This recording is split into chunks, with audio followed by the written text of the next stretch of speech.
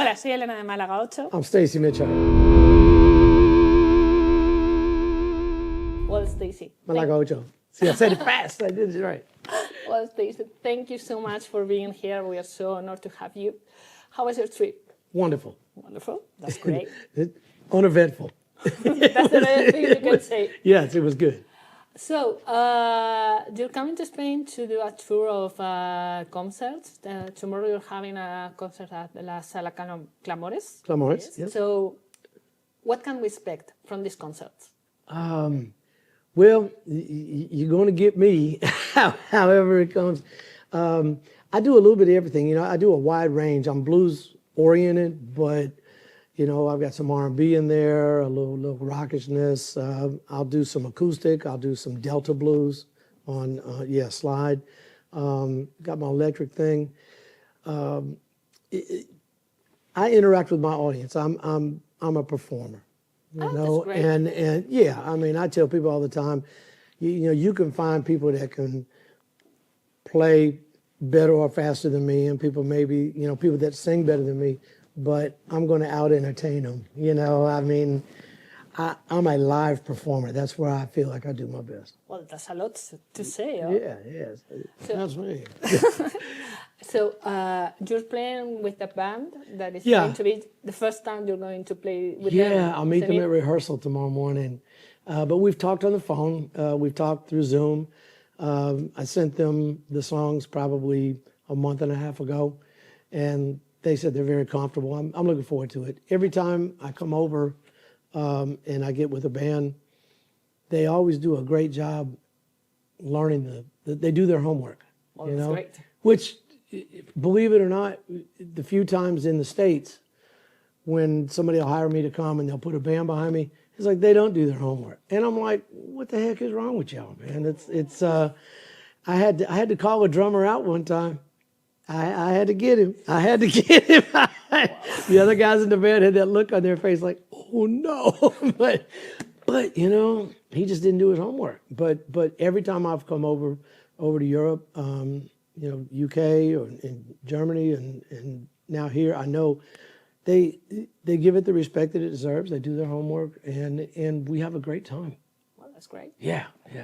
Because with your band in Nashville, Mm-hmm. you've been playing with them for a long time. So Yeah. I guess My it drummer. must be difficult to change like that. Yeah, my drummer's been with me 25 years, and my bass player 22, and my horn player is a keyboard 19 years. So yeah, we know each other. We know the material. I can call the song, and it's like I'll say the name of the song. The drummer's already won. Two, you know, we're into it. For a show like this, because I'm dealing with some guys that I haven't met, newer guys. You know, I'll have an actual set list so they know what's coming up. Mm-hmm. So if they have to have, you know, notes or whatever, they, you know, we're not going to spend time fumbling through papers or iPads or anything like that.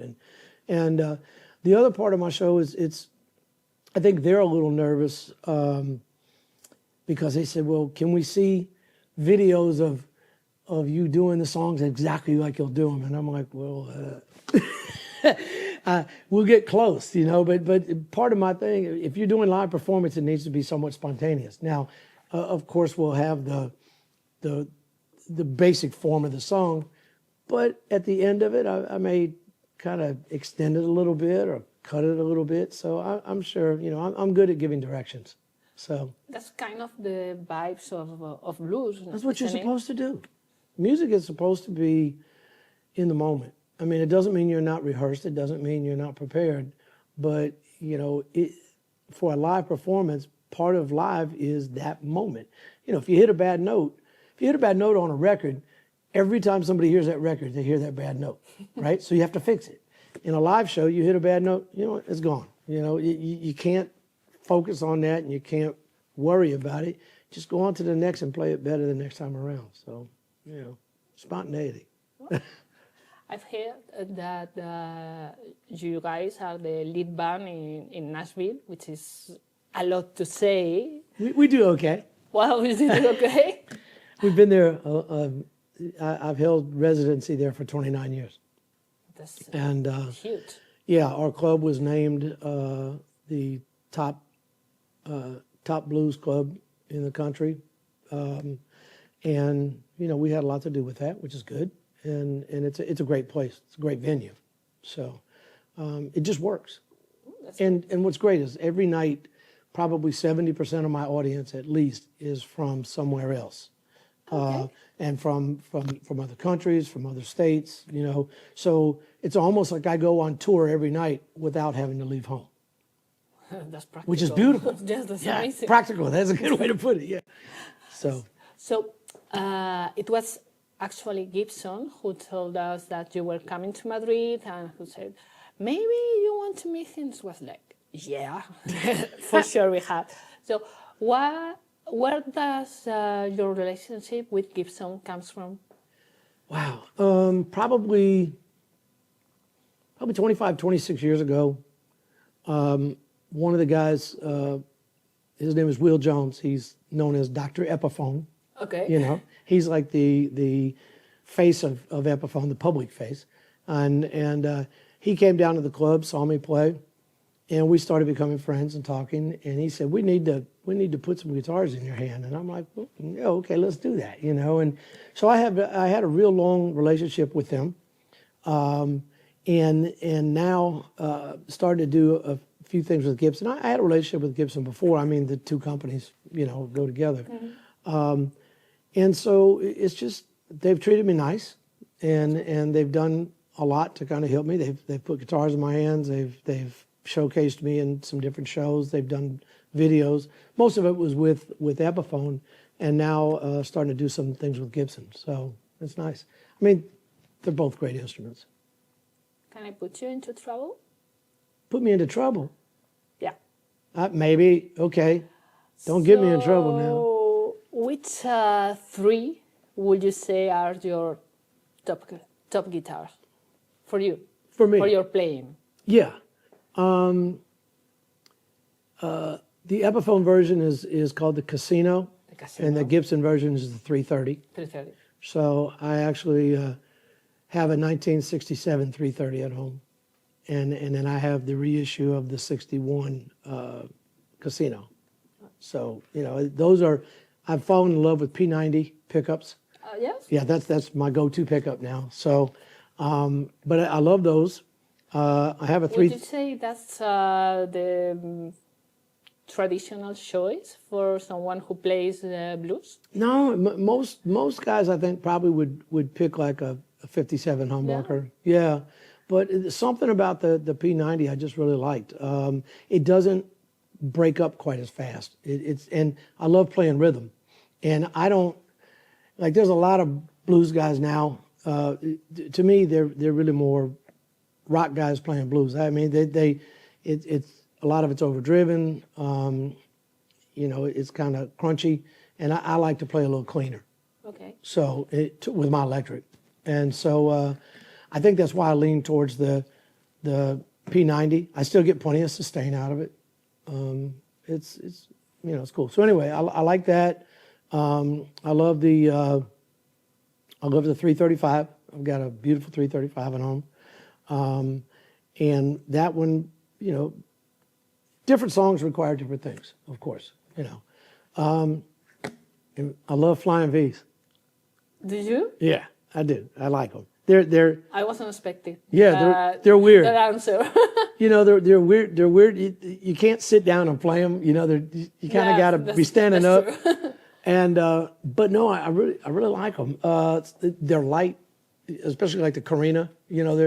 It's lightweight. And the one thing, now that I'm getting older, with an acoustic guitar, the body's big, and my shoulders are round, and after a while, like my shoulder gets sore. And even with the 335, even though it's not as thick, you're still reaching around. That Flying V, you're right there, and so it's very comfortable to play standing up. And Albert King, I got to see him live years and years ago, and he played a Flying V all the time, and there were some other guys that played them, and a friend of mine, Larry McRae, he plays them, and I don't know, it's something about it. it rings a little different. You know, it's a solid body, so it doesn't have the semi-hollow. I mean, I generally go towards semi-hollows, but that's it. So yeah, you didn't expect you didn't expect that. No, the flying I V. was not. Yeah, that's okay. Oh, but that's great. But I'm kind of like, no matter what guitar I play, I can kind of make it sound like me. That's the idea, right? Yeah. Have your own sound. We were talking before because we told him to play an acoustic, and so he went into the room and he did with one of them. He took another. That's the one. So I guess it comes a point into your life that you just can. Yeah, it's going to sound like me. I don't need to try. Yeah, but you know, especially with acoustics, like this particular guitar, when I went like that, it was just full, you know. And some guitars they're not, like, to me this was warm and full sounding, and some other ones are gonna be a little more trebly, like I can play this and it could just be like, and then some of the other ones would be like, you know, kind of cut through a little more. And so it would depend on what you're playing. If you wanted something to have more of a snappy, cutting sound, then that might be a different type. But I was looking for something that makes me feel good, because the thing about an acoustic guitar, it does, you feel it in your body. And so that makes it kind of pretty cool. You know, that's why I like playing acoustic, because you can actually feel it better. And when it's warm, it just sounds good to my ear. It makes me want to, if it sounds better, it makes you want to play better. I hope. Can we listen to you playing a little? Might as well.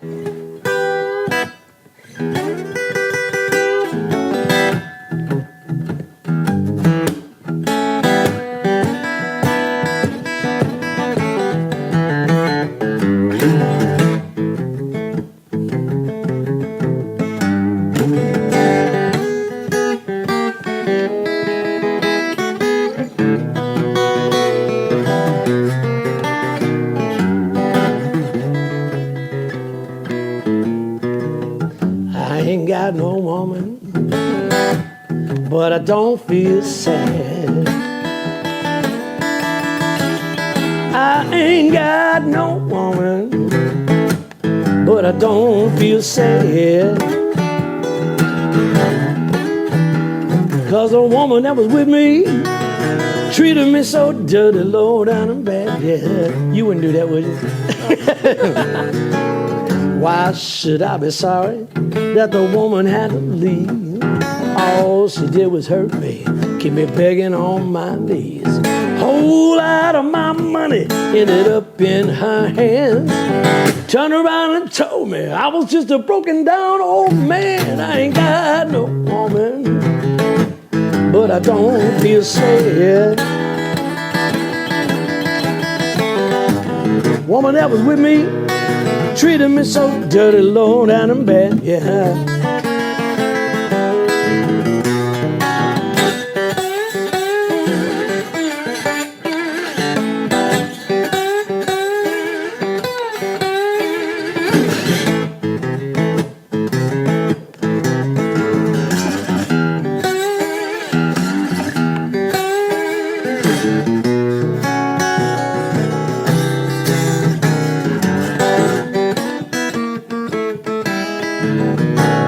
Next woman that I give me, she gonna have to be the kind of woman, Lord, works with me like, oh.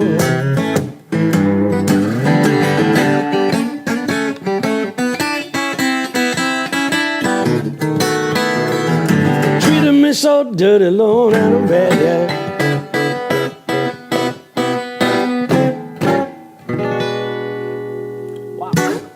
Close.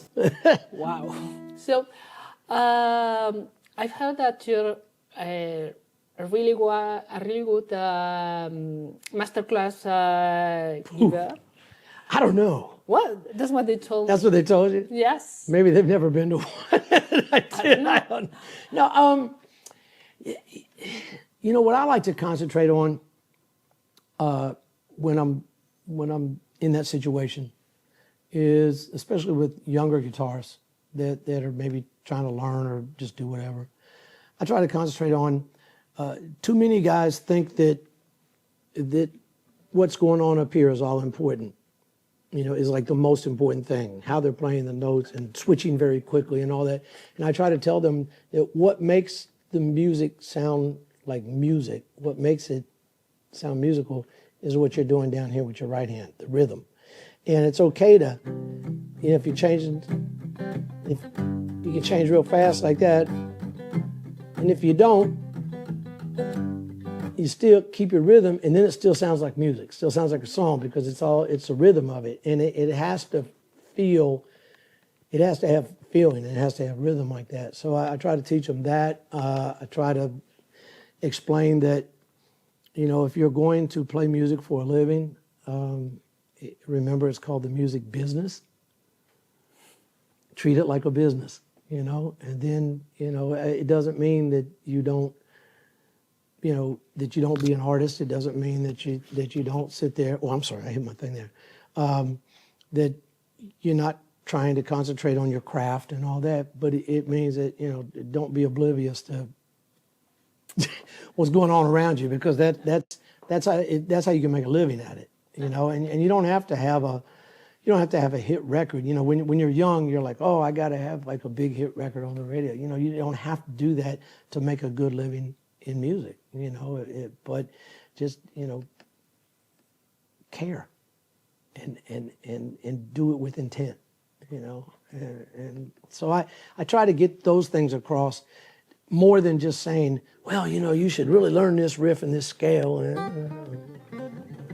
I think it's a really good advice. Yeah, you try to, the older I got, I started realizing that, as a human being, our job on this earth is not necessarily to teach you something specific, okay? But it's to show you something that you learned from your experience, and then if that person takes that and can use that and maybe avoid a pitfall that you ran through, then that's good. But, they don't have to accept your advice, but put it out there. And then if they, hopefully they take your advice, but if they don't, you can't get mad at them.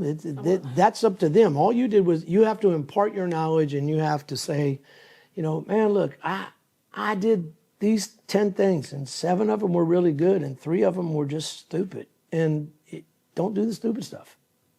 Save yourself the trouble. I'm trying to help you. And because older generation, you have to pass on, you should pass on what you know, and that's, so I try to instill that when I'm doing a master class or when I'm having that kind of conversation with, a lot of the younger musicians in Nashville, because I've been there so long and I've had this great gig and I've done, pretty good for myself. Yeah, you must be quite a guru in Nashville. Well, ambassador, I don't know, but they come to me and they say, man, they ask me questions. How did you start your band? How do you put a band together? How do you do this, man? What's your mindset? And you have to get to the point. There was a time when I looked at it like I had to go to work when I was going to the gig. And once I got rid of that attitude and changed it to I get to go play as opposed to I have to go to work. Yeah, it's my job. But once I had the attitude of I get to go play, then it brought me joy every single time, as opposed to, oh man, I gotta go. Even if the gig's not a great gig, not all of them are going to be good. That's just the way it goes. Yeah. There's going to be problems. There's going to be audiences that aren't as many as you'd like. There's going to be that audience. We had an audience the other night. The first set, it just didn't click. They clapped and they enjoyed it, but I just wasn't getting the regular feedback, And then the second set, it was great, but a lot of people changed, and who knows what it was. Maybe they were still from the football game or something. You never know, and you can't sit there and depend on your audience to do one thing. All you can do is give it the best you got and put it out there and try to read, use all your years of experience, all your shows of experience, and try to figure out what's going to click with them. That's why I don't normally, except for a show like where I have new guys, I don't hardly ever make a set list because my job on that stage is to know what I do and figure out which of what I do is going to connect with you. Because once I get you, then I can take you anywhere I want to take you. You know, if I usually have 2 or 3 songs that I know generally are going to click, right?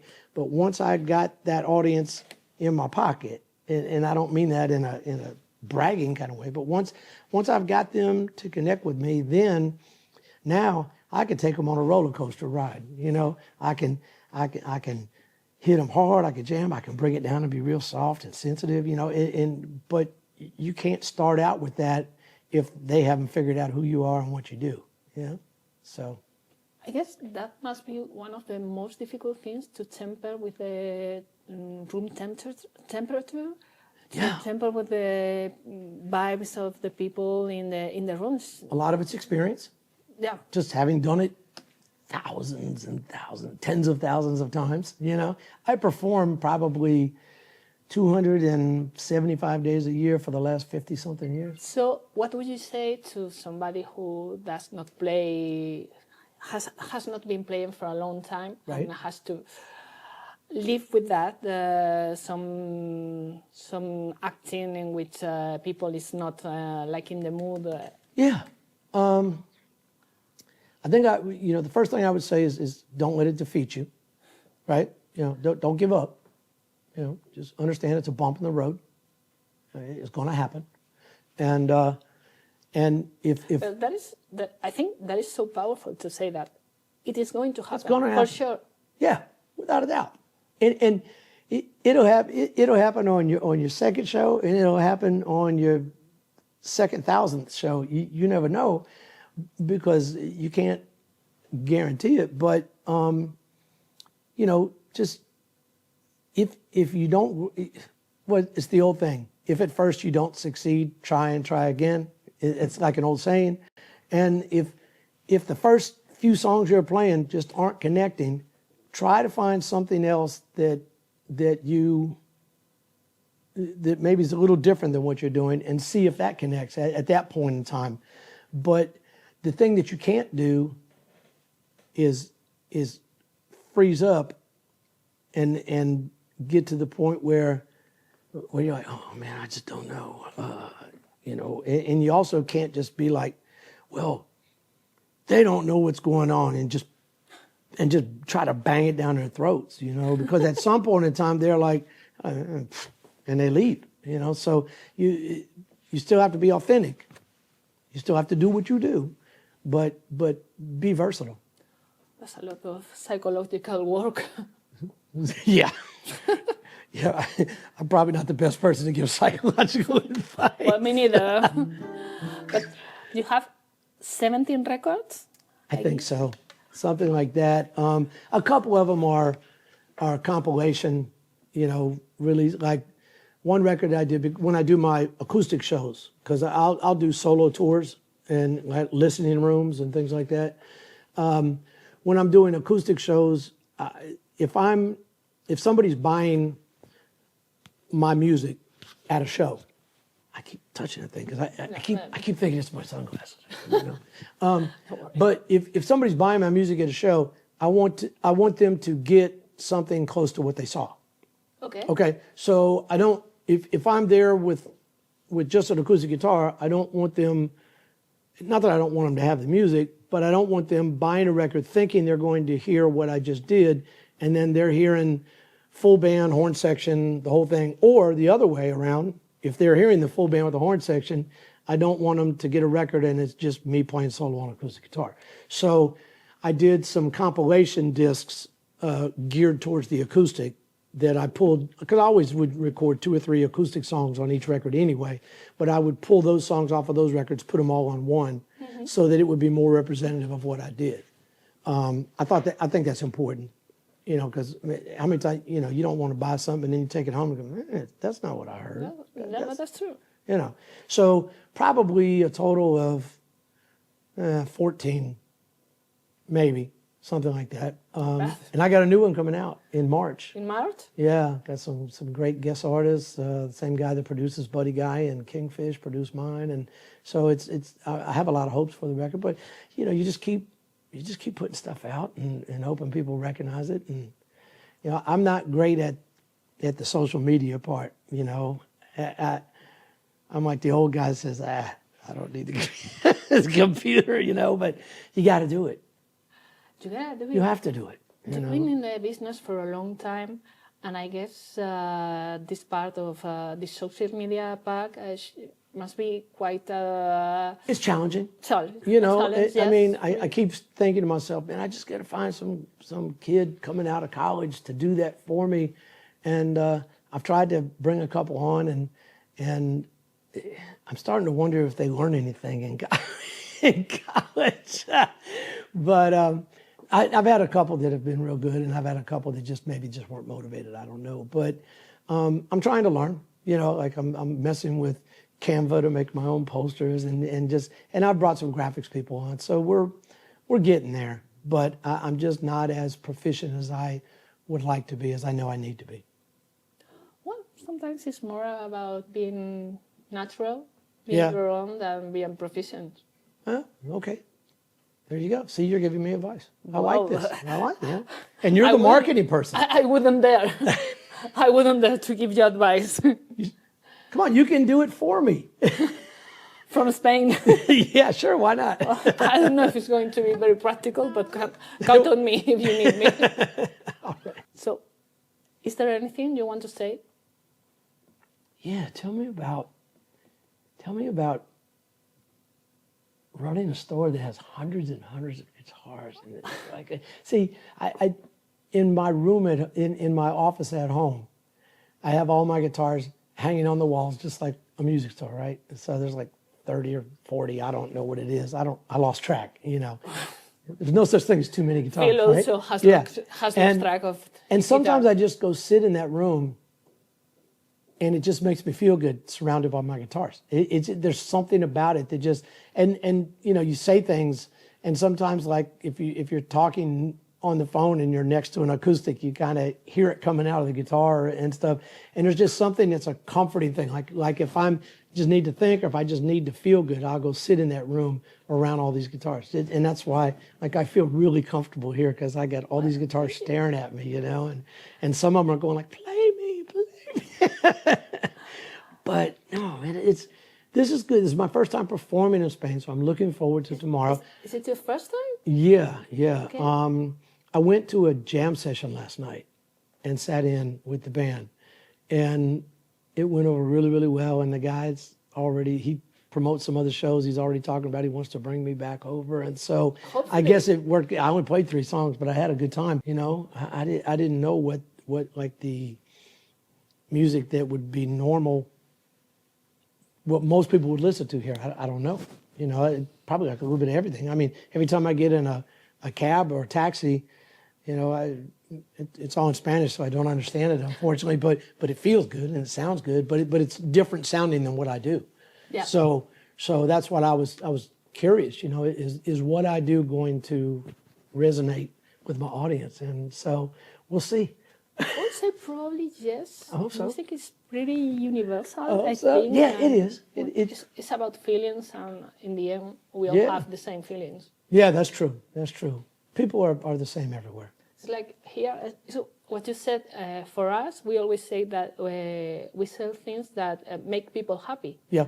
So we cannot complain like we were in another business, or like selling, sorry for that, insurance or I don't know, fruit, which is great. Yeah. But it's not like a toy store for adults. Right. Oh yeah, there's definitely adult toys. So well, we're lucky. Yeah. To be Well, in this business. Yeah, and it's not just, you know, you're selling the instrument, and the instrument is the physical thing, but what comes out of the instrument is the emotional, soulful thing. There I go hitting my mic again. I am so sorry.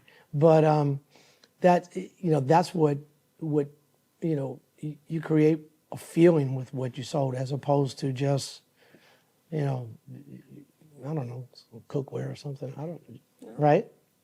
So yeah, feel it. Well, thank you so much. You're very, You've very been welcome. so generous with the interview. Oh man. And coming here. We're having, well, when you see that, it's already passed, but we're having a little meet and greet with him here at the store. And we hope, well, I want to say all the luck for the gig, because I know, but it's going to be amazing. Good. Well, thank you so much. Thank you. Stacy. And we hope we will see you next time in Madrid. I hope so too. Ready? Do we do the clap thing again? Yeah. Malaga 8.